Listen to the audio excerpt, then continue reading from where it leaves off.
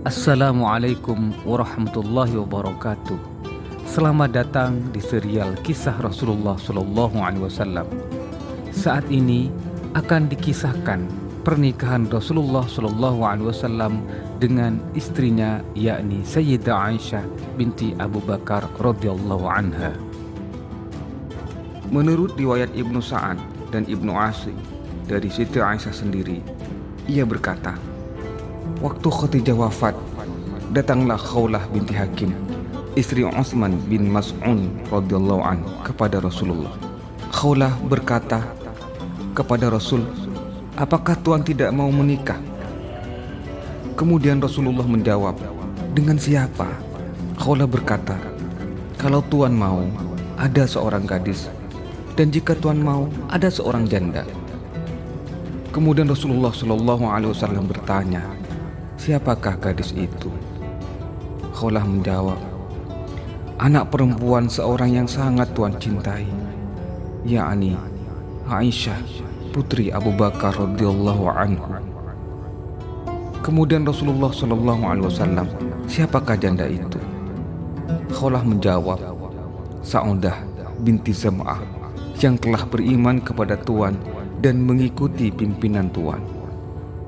Kemudian Rasulullah bersabda kepada Khawlah, pergilah dan terangkanlah keduanya kepadaku. Demikianlah riwayat yang menerangkan keadaan waktu Rasulullah SAW akan menikah dengan Siti Sa'udah dan Siti Aisyah. Pertunangan Rasulullah dengan Siti Aisyah berlangsung di Mekah sebulan setelah pernikahan beliau dengan Sa'udah. Pada tahun kedua Hijriah, baru dilangsungkan pernikahan beliau dengan Siti Aisyah di Madinah. Rasulullah sudah berumur 50 tahun waktu menikah dengan Siti Aisyah, sedangkan Siti Aisyah baru berumur 13 tahun, masih gadis remaja. Demikian menurut banyak riwayat. Pernikahan beliau dengan Siti Aisyah adalah pernikahan kedua setelah Siti Sa'udah, dan tentunya setelah ditinggal oleh Khadijah radhiyallahu anha. Pada hakikatnya, pernikahan Rasulullah dengan Siti Aisyah adalah atas keinginan ayahnya, yakni Abu Bakar Siddiq radhiyallahu anhu. Itu bertujuan untuk lebih mendekatkan persaudaraannya dengan Rasulullah dan untuk memberikan pengajaran berbagai macam undang-undang Islam yang bersangkut paut dengan kaum perempuan, bahwa diperbolehkan menikahi anak dari sahabatnya. Orang-orang yang benci kepada Islam dan memusuhi kaum muslimin berkata bahwa pernikahan beliau dengan Siti Aisyah adalah untuk memuaskan hawa nafsu belaka, karena Rasulullah katanya sangat tertarik kepada kecantikan wajah putri sahabat karibnya itu. Tuduhan tersebut sangatlah tidak benar, karena Siti Aisyah ketika dipertunangkan dengan Rasulullah baru berusia 7 tahun. Dalam usia 7 tahun, kecantikan wajahnya belum dilihat dengan jelas.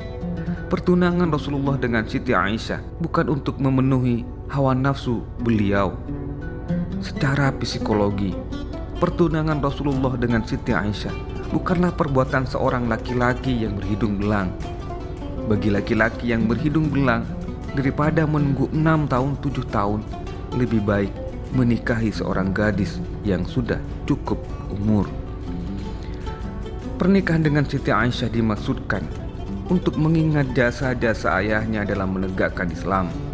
Nabi SAW sendiri berharap Siti Aisyah dapat menjadi salah seorang pemimpin kaum ibu Islam yang dapat menyampaikan ajaran-ajaran beliau mengenai masalah kewanitaan kepada orang lain. Untuk merekam apa yang dilakukan oleh Rasulullah, apa yang disabdakan oleh beliau, diperlukan alat rekam yang masih orisinil, yang tidak terkontaminasi dengan apapun. Maka pilihan menikahi Siti Aisyah yang masih kecil adalah pilihan yang sangat tepat, yang sangat benar dan tidak bisa dielakkan. Apalagi waktu itu seorang tua menikah dengan anak yang masih remaja. Anak kecil yang masih gadis bukanlah suatu perbuatan tercela sebagaimana yang dilakukan oleh orang-orang kala itu.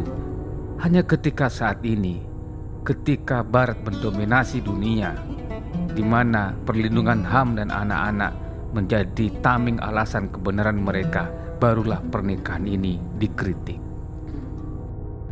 Siti Aisyah adalah seorang yang sangat cerdas. Ia adalah istri Rasulullah SAW yang paling cepat dan cerdas memahami ajaran-ajaran Rasulullah. Kenyataannya juga bahwa Siti Aisyah adalah seorang ibu yang paling pandai dan ahli tentang hukum-hukum Islam, terutama hukum-hukum yang bersangkut paut dengan kaum ibu dan urusan rumah tangga. Banyak sekali, bahkan ribuan hadis diriwayatkan dari Siti Aisyah radhiyallahu anha, terutama hadis-hadis yang berkenaan dengan urusan sensitif bagi seorang perempuan dan di dalam keluarga. Itulah mengapa Siti Aisyah oleh Rasulullah SAW dipilih untuk mendampingi hidup beliau, dan Rasulullah SAW memilihnya hanya berselang setelah pernikahannya dengan Siti Saudah radhiyallahu anha.